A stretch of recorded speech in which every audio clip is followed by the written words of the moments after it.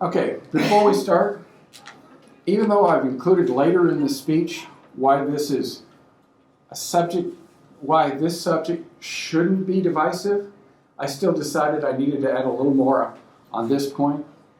I will present my arguments for agnostic atheism. However, it is my belief, and it works for me. It is by no means the only way to be an atheist. I'm not trying to tell you how to be a non-believer. Telling people what to think, I think, is a job I will leave to religion. That out of the way, let's get ready for a fun ride. Hello, for those of you who don't know me, I'm the new AOK Educational Chair. I'm also an undereducated and, according to my Christian relatives, an overthinking advocate for what I believe to be the truth. So let's get started. First, let's fix this title screen to reflect my true Okie and Missouri hillbilly roots.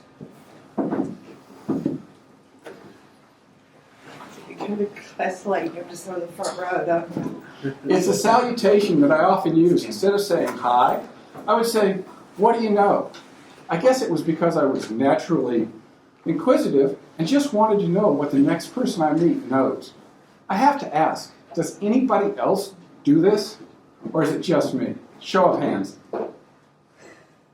Oh, good. I'm not weird. Thank you. What was the question?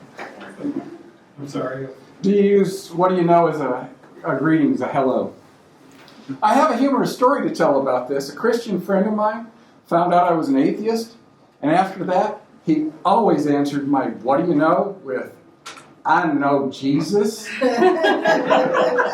It got to the point where I had to change my salutation just for him. Then I came up with this devilish way to turn the tables on him. I walked up and I said, "What myth do you know?" He obviously didn't hear the subtle change at first and started his standard, "I know G," and then he hesitated. Right in the middle of his Savior's name, and you could see from the look in his eyes, he knew he'd been had. The word Jesus went from his normal smug, "I know Jesus," to the same Jesus that you hear when somebody says, "Jesus H. Christ." He then walked away angrily in a huff.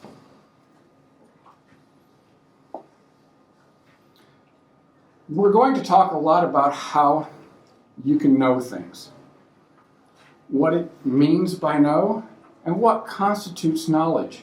So up front, I want you to K-N-O-W, know that this speech uses the word K-N-O-W, know, a lot, and only uses N-O, know, twice. So, no, not, hold on, pause this for just a second. So, if you hear me say no and you're questioning about what I'm saying, it's K-N-O-W. Knowledge claims will be a big part of this discussion, but we're also going to get into the problem of semantics and why I think all of this matters. So how did this start? Well, it started with a Facebook question posted to the members of AOK's Facebook community. Is there anyone in here who remembers participating in this poll? Show of hands. Well, there's two. In case you can't read it, I asked you which best describes you. A, I don't believe in God, but I don't know he does not exist. Or B, I know there is no God. After over 197 responses, and after doing this, my hat's off to Red and now Kate, leading this group has got to be like herding cats. No, C was not the correct answer. Just for grins and giggles, can I try the poll again to get a measure of the room?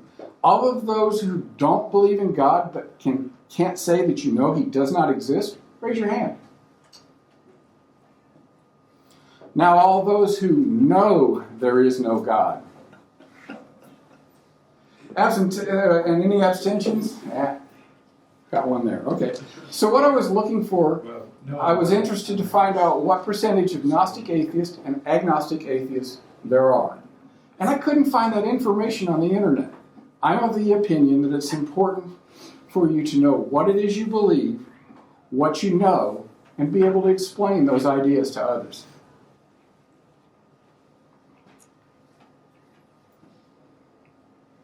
The results were, as Mr. Spock on Star Trek would say, were fascinating. The discussion that came out of the poll were also really good. Many asked, what do you mean by no? I only linked them to its definition in Merriam-Webster's dictionary.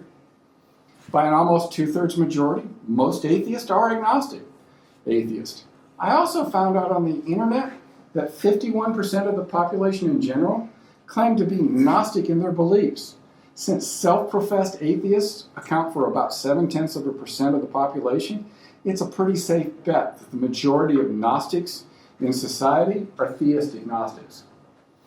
If you don't understand these terms, don't feel bad. There was also a huge part of the discussion thread in the original post.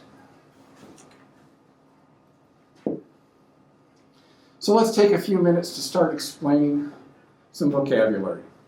I was kind of surprised to find how many from this community are not familiar with these terms.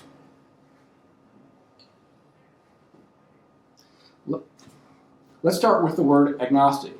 The noun agnostic from the dictionary describes someone who neither believes by faith or disbelieves by knowledge, which is kind of a confusing definition since I guess it's possible then to not believe by faith and believe by knowledge and still be defined as an agnostic.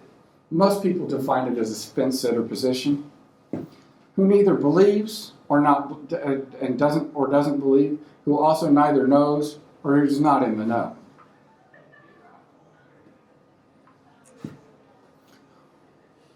But this is rarely anyone's true position, because we all know what it is we believe, and most of us have an opinion on this subject. In fact, I've included a little cartoon to illustrate how silly this position is in the long term. I'm also pretty sure the edge of this fence is pretty razor sharp.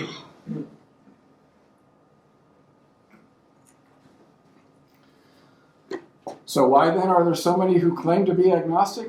Well, I believe for many, it's a fallback position.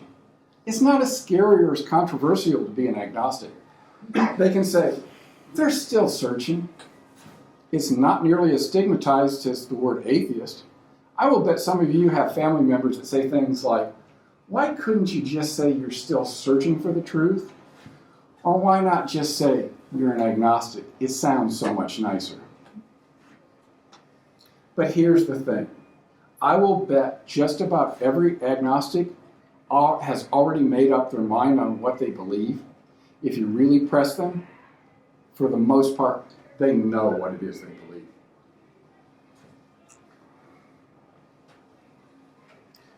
Before I go on, I have to throw in some more vocabulary. It's surprising how many different usages of these words are out there, so I thought I had to discuss them. Myself. Atheist. Man, that word has as many usages as there are atheists. So I tried staying with the basics. A non-belief in any other proposed deities. Theist. Somebody who believes in a deity or deities. And finally, a deist. I provided this, not because it's useful in this conversation, but next time you hear someone say, the founding fathers were Christian, remind them that many of the founding fathers were deists, and in doing research on deism, I found it defined as a belief in a creator God without the ability to know anything more about God other than that he exists. This is from a modern deism website, but I think it probably reflects what men like Benjamin Franklin, Thomas Jefferson, and Thomas Paine thought about God. And it absolutely isn't what most Christians would call Christianity.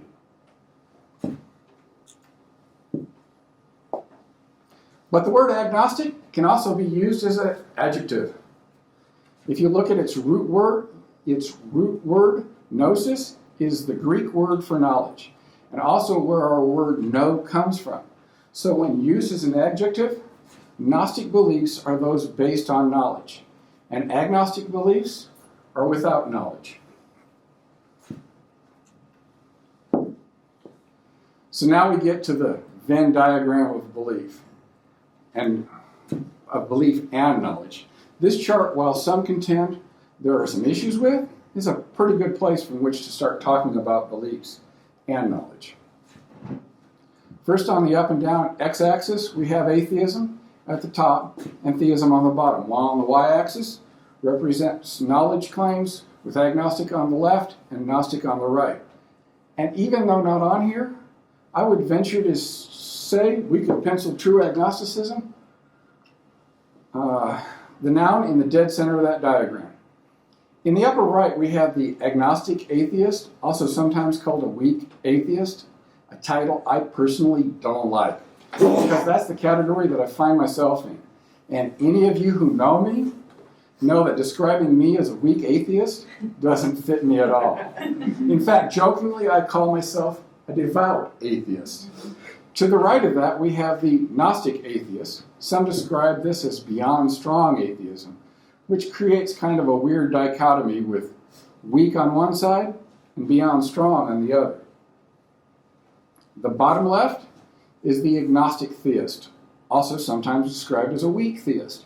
If you're going to try and reason with a theist, these are the theists you want to have discussions with, often described as the most reasonable of the theists. Then on the bottom right, we have Gnostic theists. But for some reason, they're not given the title beyond strong theist and simply called a strong theist. These are the most ardent followers of any religion.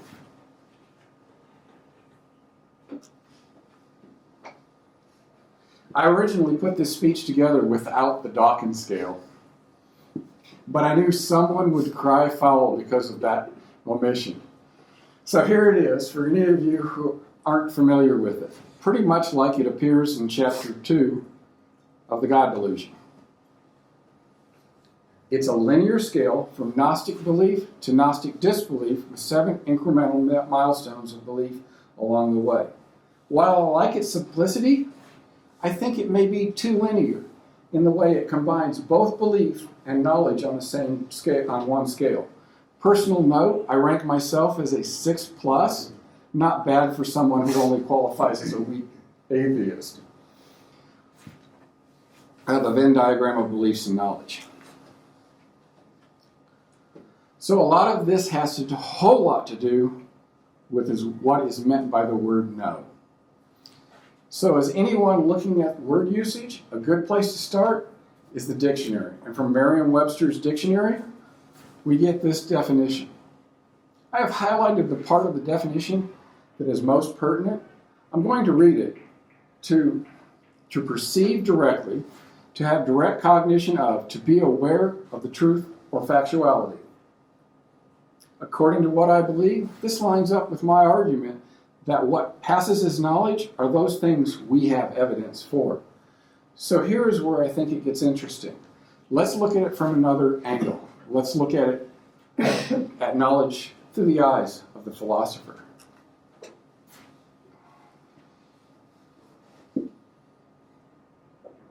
First of all, we'll start out with some of the basics. In philosophy, the theory of knowledge and how we know what we believe is called epistemology.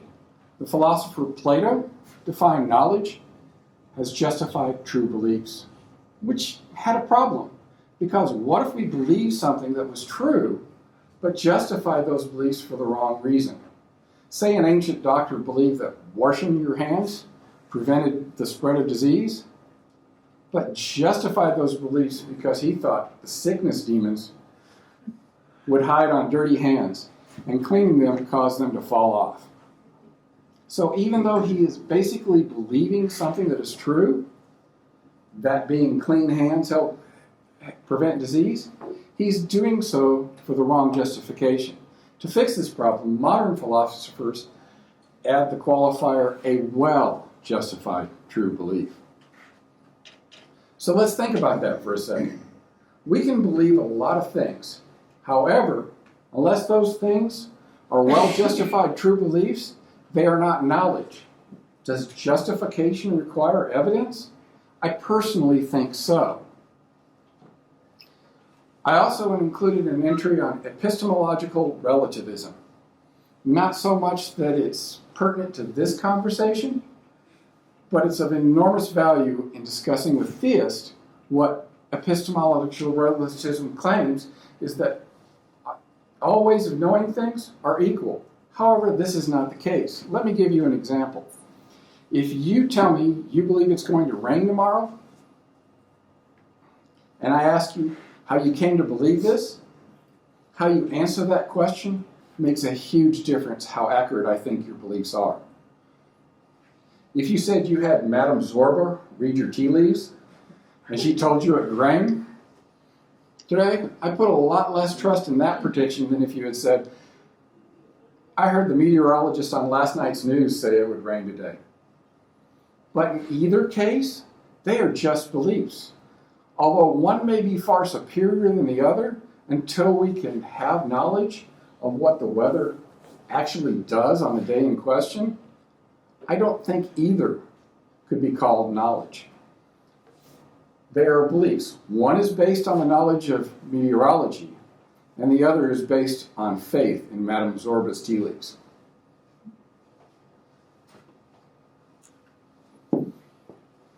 There's also a Venn diagram for this that I find particularly useful.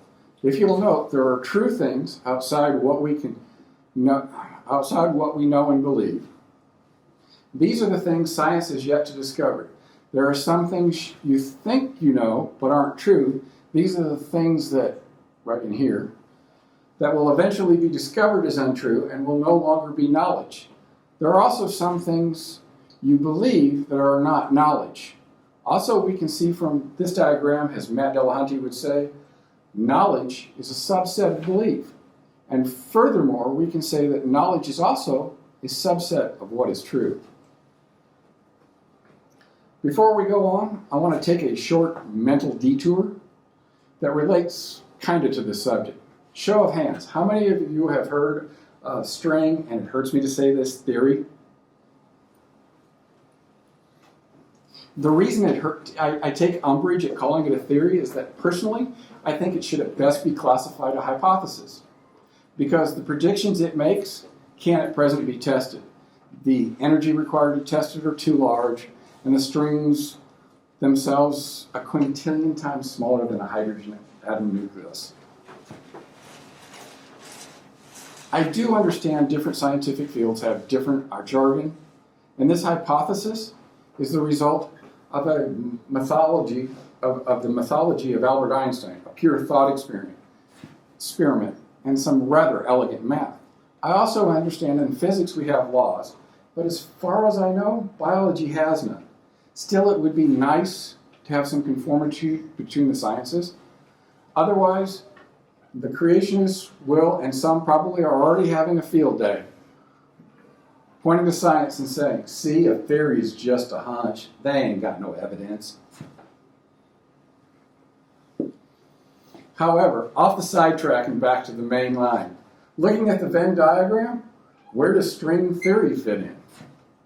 I would argue that until we have devised a way to test it, while it may be true, it still isn't knowledge yet either. In fact, I would put another circle above things you know and things you believe for unverified conjectures that upon verification either become knowledge, otherwise it lingers in the conjecture area until it's either discarded as untrue because of refutation or replaced with superior ideas. However, if I have to place it on this diagram, then obviously it would go squarely in things you believe and not in things you know.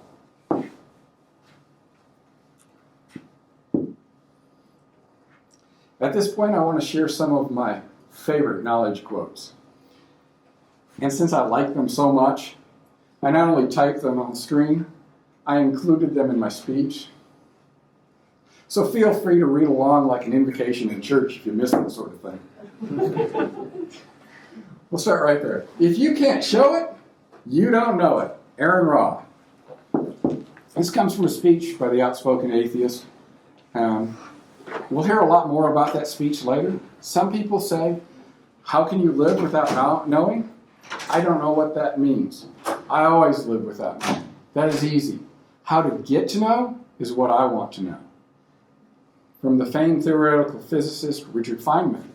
And finally, from the reboot of Carl Sagan's series Cosmos, we get Neil deGrasse Tyson saying, it's okay not to know all the answers. It's better to admit ignorance than to believe answers that might be wrong. Pretending to know everything closes the door to finding out what is really there.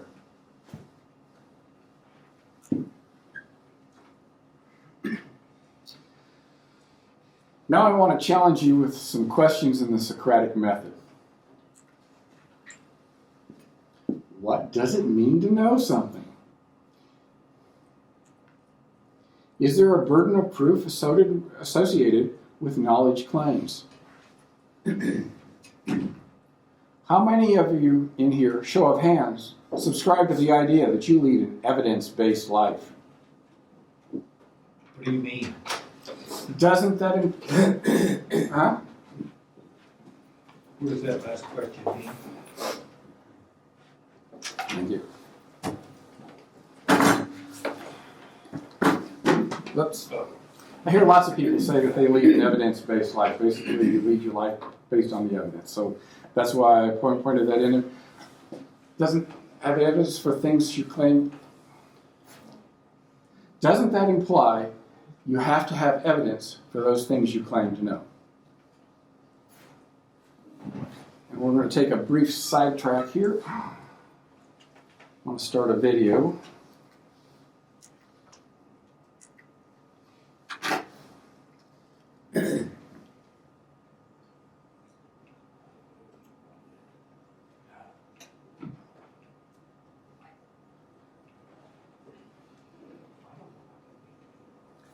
Some of you may have already seen this video. It's a pretty impressive video.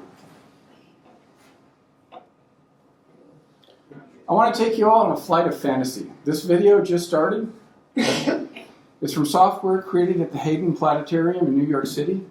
The software is free, is a free download. But making it do this incredible trick is way beyond what I can do with it. And why reinvent the wheel? The Hayden Planetarium is in New York City, but that's not our departure point.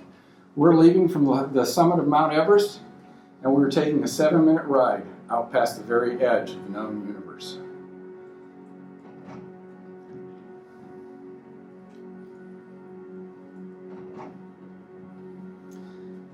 That is as much of our universe as we can ever hope to see. We start by seeing the Earth slip away, showing more and more of itself as we go ever higher.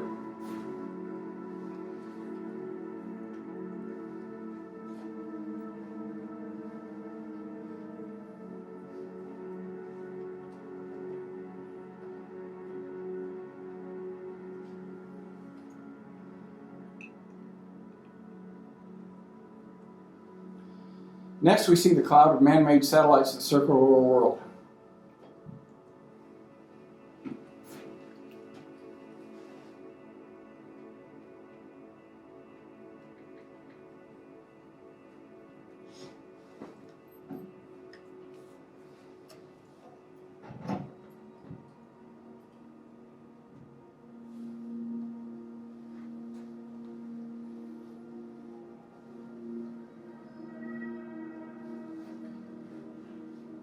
Further out, we see our planet, the pale blue dot, as Carl Sagan called it, and its satellite, the moon.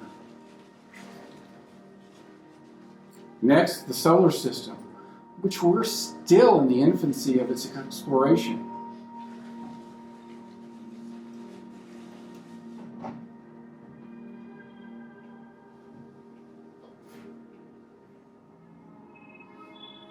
We're starting to get up to speed now.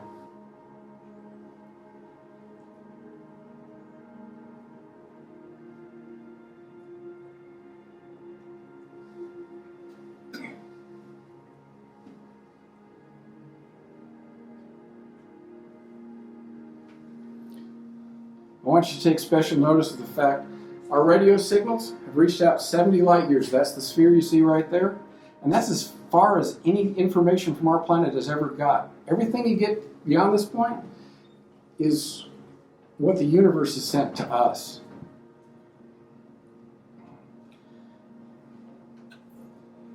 Next, we see our home galaxy slipping farther away.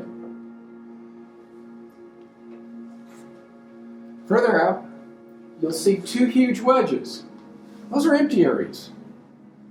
It's the parts of our universe for which we have no information or very little information. These wedge-shaped missing pieces are caused by our own galaxy blocking our view of parts of the universe. Could God be hiding there? I doubt it, but I can't prove it, and neither can you. Also, on what scale do we look for God? Could the all-powerful God of the universe be hiding in a dewdrop, keeping company with the tardigrade? Since God supposedly made a lot more of these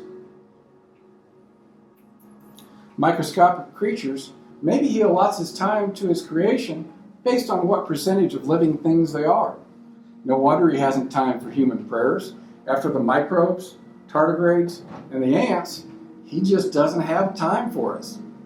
I'm going to let this play out because I'm an astronomy buff, a geek, a little bit of a nerd. I love this stuff.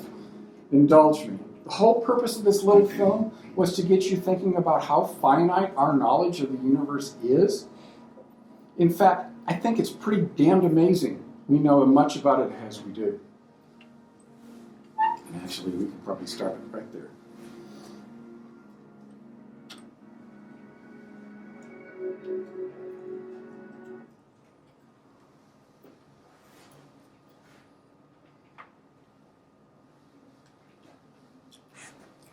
In case you didn't know what a tardigrade was, here's one of these microscopic creatures. It's the size of a needle point. They're called water bears or moss piglets. If God exists, he must really like these guys, because he made them capable of surviving every mass extinction event in Earth's history. Just in case you were wondering what the God of the tardigrades might look like, behold, I give you tardigrade, or tardigod. However, I found him to be a bit way too Old Testament for my likes. I'm afraid he'd scare the hell out of the other tardigrades and microbes in the dewdrop. So I was thinking, what deity's face could I put on tardigod? I could put the flying spaghetti monster's face there, but we all know he isn't real.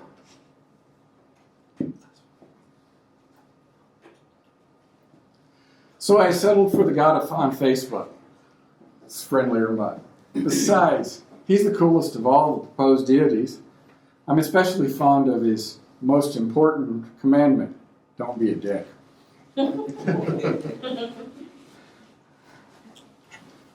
Next, I have a graph here. It's the graph of the mathematical function y equals 1 over x, which I think is a good analog to the graph of belief in God versus scientific knowledge. The y-axis corresponds to an increased belief in God plotted against an increase in scientific knowledge along the x-axis. This concept is my own, but let me explain why I think it parallels reality. Early on in our history, as soon as our ancestors created the concept of a deity, they blamed almost everything on the actions of those deities. Lightning, thunderstorms, a good hunt, a bad crop, and the sun rising were all the doings of a deity or deities. As we started to understand the physical world, fewer and fewer things became the doings of those deities. We learned more and started to better understand our natural world, and fewer things were then left in the domain of the deities. But just as we never thought everything was the result of the actions of the deities, I also believe we will never completely figure everything out, scientifically that is. I don't think there will ever reach a day when we can go, science has done it, we figured it all out. Put away the Bunsen burners, the Erlenmeyer flask, the microscope, and the telescope. Science is finished. We know everything. Unfortunately, so it kind of approaches asymptotal like I showed there. Unfortunately, as long as there exists one little microscopic pinhole of uncertainty in our knowledge, the religious will still be there to cram their God into that ever smaller gap. By the way, if any of you sharp college types run with this idea, do me a favor and call this the Lorn VanSteenbergh graph.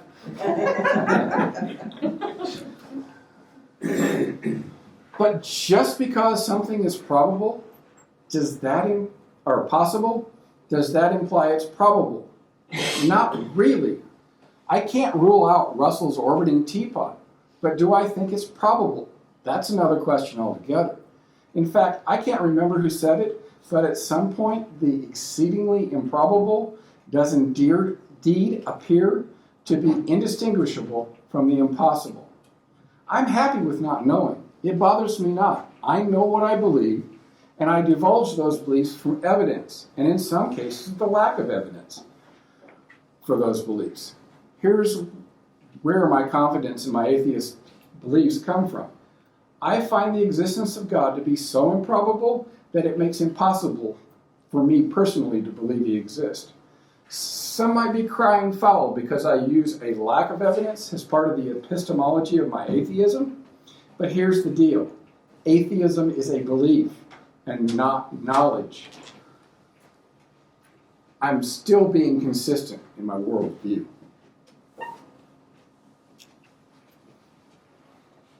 And this is where I was going to end the speech. And then I talked to Matt Dillahunty and P.Z. Myers at Skepticon 7.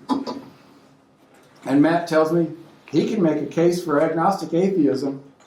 And P.Z. Myers says, it doesn't really much matter. Then I go to my room for the evening, and I'm checking Facebook, and Aaron Ra is busy posting a video on how he can now claim to be a Gnostic atheist. Wait, what? This is the same speech that includes the quote, if you can't show it, you don't know it. It's from a speech he gave in Arizona entitled, What We Can and Cannot Say We Know, in which he claims to be a Gnostic atheist, but it's only because he's using a definition afforded him by the theist he was debating. He asked a question about leprechauns, and the theist said, we know they don't exist because they are simply the made-up creation of man. So Aaron decided he could therefore, using that definition, claim to be a Gnostic atheist. Here's why Matt Dillahunty, Aaron Ra, and some of you might want to argue this point, and it has everything to do with what is meant by no.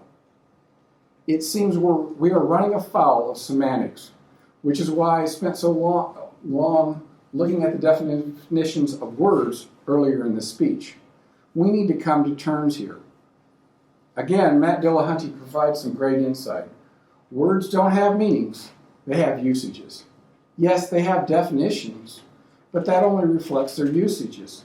If tomorrow every English-speaking person started using the word faith to only mean gullibility or claiming to know things you don't and not trust, eventually the dictionary would have to reflect that change of usage.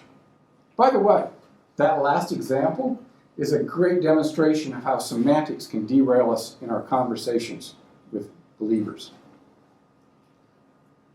How many of you have tried arguing with a believer and they proceed to tell you that you have faith the sun will rise in the morning, and that's just like my faith in the Bible?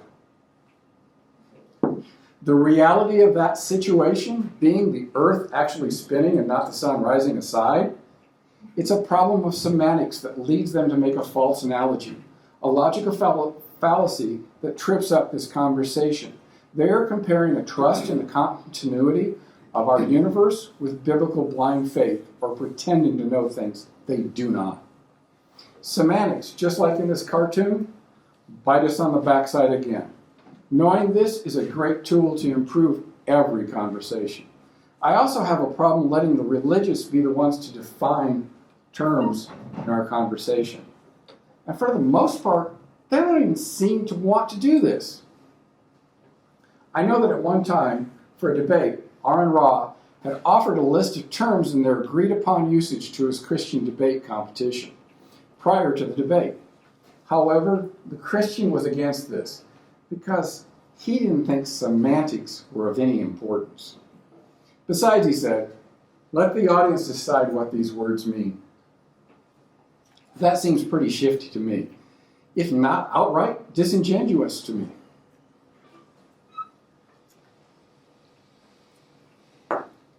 Here is an example of the problems that will arise when we let Christians have too much control over the usage of words. I don't think they really mean the church is on fire. But full disclosure here, the sign is in Springfield, Missouri, and I so much wanted to find a payphone and call the fire department and report this emergency.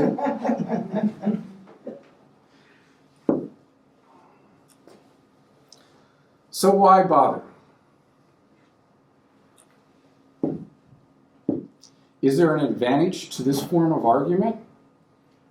I think there is. And I also think there's an advantage to restricting the word no to things which you have evidence for. So yes, I feel this is the best form of the argument.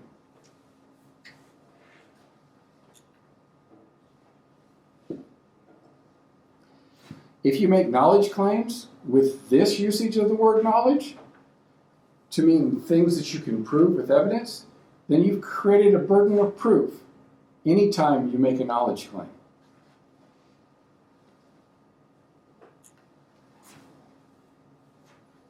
Agnostic atheism does not limit one's ability to have strongly held beliefs about the non-existence of God.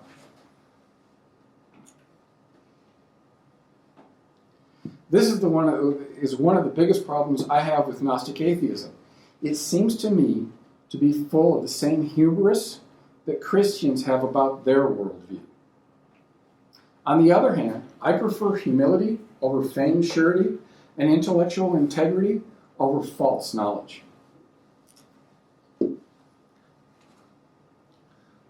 But this is not about dividing us up, or this is not about being divisive.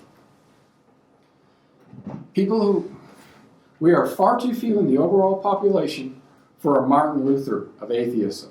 Solidarity, not to be confused with conformity, is something this community needs more of.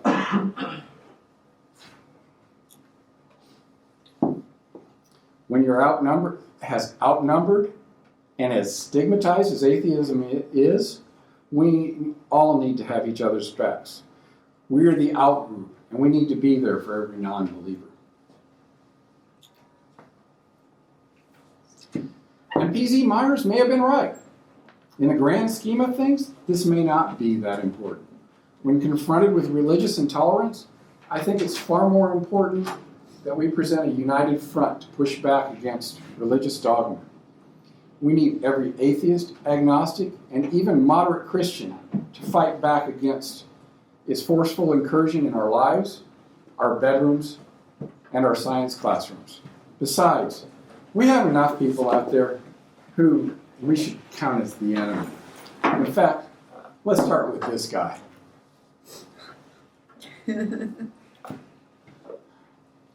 Anybody recognize this charlatan? I knew somebody would. For those of you who don't know him, this is Eric Hovind, a presuppositional apologist and a real piece of work. If you want to raise your blood pressure, go online and watch this guy debate. He loves to run a script, and he's pretty good at it. Without a doubt, you'll hear his, "How do you know that?" line rattled off like a record skipping. How do you know that? How do you know that? How do you know that? And on and on and on. However, here I want to introduce you to part of the script. Not that I want you to learn the script. I think it's much better if we just have really good arguments. However, it's a way to show how intellectual humility can win the day. Eric loves to ask the question, is there anything that you can absolutely know? Then he hits you with the trapping question, how do you know that? Just about anything you say, he will then tell you, you can't know that because you're not omniscient.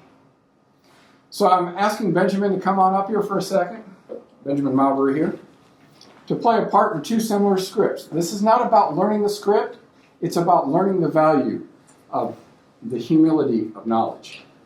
I will start by playing the Christian presuppositional apologist. Thank you for not making me the apologist. Oh, you get that next. Is there something you can know absolutely?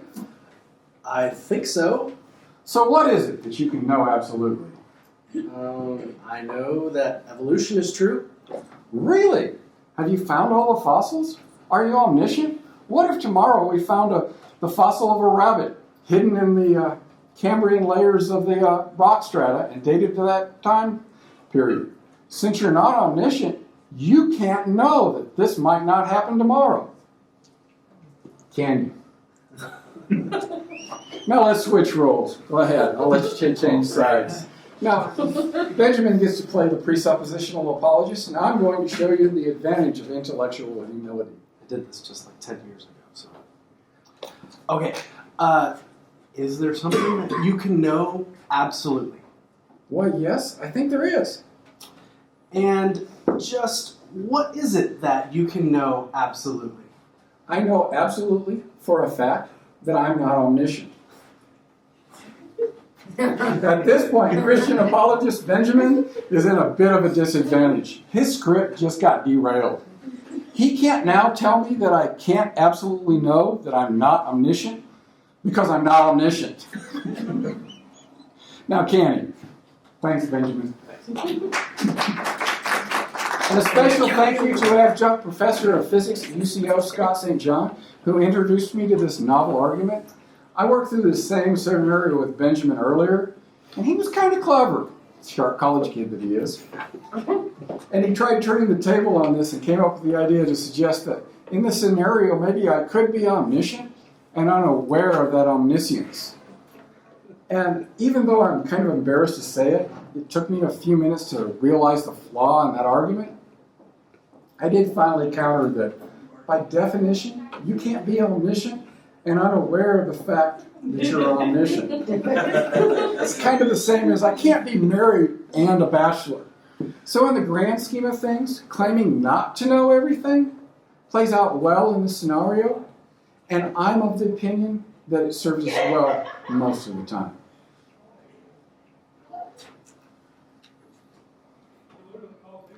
So in parting, I wanted to leave you with some words of wisdom by Nobel Prize winning author and philosopher Bertrand Russell. And this is an interesting quote. There are several incarnations of it, but this early incarnation I love because the attributed source is unknown. I love it when you don't feel the need to claim more knowledge than you should. The whole problem with the world is that fools and fanatics are always so certain of themselves, but wiser people so full of doubt. Finally, if someone feels I'm being unfair presenting my side of the argument, let me assure you, I as the educational chair will schedule anyone who wishes to present a good argument for Gnostic atheism. I think we should all be open to new ideas. And who knows, if your argument is compelling, I'll then change my mind. Thank you for listening to my speech, and now I'd be happy to take as many questions as we have time for.